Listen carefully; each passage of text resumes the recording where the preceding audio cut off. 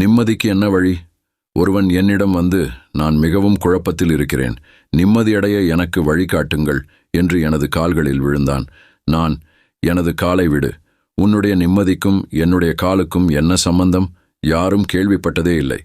எவ்வளவு நேரம் என் கால்களில் விழுந்து கிடந்தாலும் அங்கே நீ நிம்மதியை காணப்போவதில்லை. என்னுடைய கால்கள் உனக்கு என்ன தீங்கு செய்தன? உன்னுடைய இந்த நிலைக்கு என்னுடைய கால்களை குற்றம் சொல்லக்கூடாது.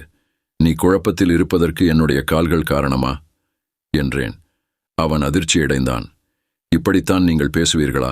நான் ரிஷிகேஷ் சென்றேன், அங்கும் எனக்கு நிம்மதி கிடைக்கவில்லை. அரவிந்தர் ஆசிரமத்திற்குச் சென்றேன், அங்கும் எனக்கு நிம்மதி கிடைக்கவில்லை.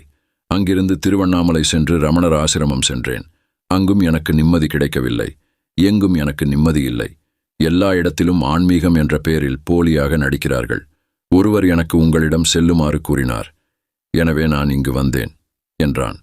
நான், உடனே இங்கிருந்து சென்றுவிடு, இல்லாவிட்டால் நீ வெளியே சென்று இங்கும் உனக்கு நிம்மதி கிடைக்கவில்லை என்று புரளி பரப்பிக் கொண்டிருப்பாய்.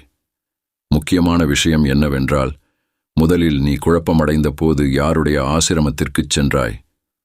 குழப்பமடைவதற்கு எந்த குருவின் உதவியை நாடினாய்? நீ குழப்பமடைவதற்கு யார் உனக்கு பயிற்சி கொடுத்தார்கள்? என்னிடம் வந்தாயா?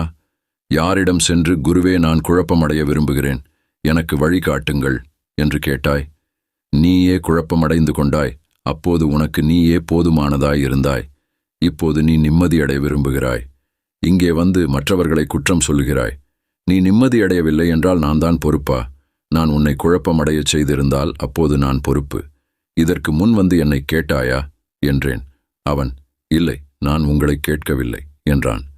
பின் யாரிடம் சென்று கேட்டாய் என்றேன். இல்லை, நான் யாரிடமும் செல்லவில்லை என்று பதில் கூறினான். அப்படியென்றால் நீ குழப்பமாக இருப்பதற்கு நீயே காரணம் என்பதை புரிந்து கொள்ள முயற்சி செய். நீ குழப்பமடைய எது காரணம், எப்படி குழப்பமடைந்தாய் என கண்டுபிடிக்க முயற்சி செய்.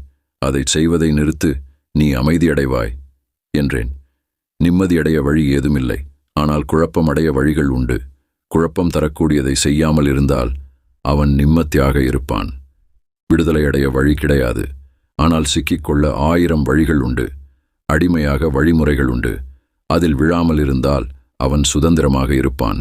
என்ற தகவல்களை தெரிந்து கொள்ள உணர்கிறேன் என்ற சேனலை சப்ஸ்கிரைப் செய்யுங்கள், லைக் செய்யுங்கள், பெல் ஐகான் கிளிக் செய்யுங்கள். மேலும் நம்மளுக்கு என்னென்ன தகவல் வேண்டும் என்பதை கமெண்ட் செய்யவும். நன்றி, வணக்கம்.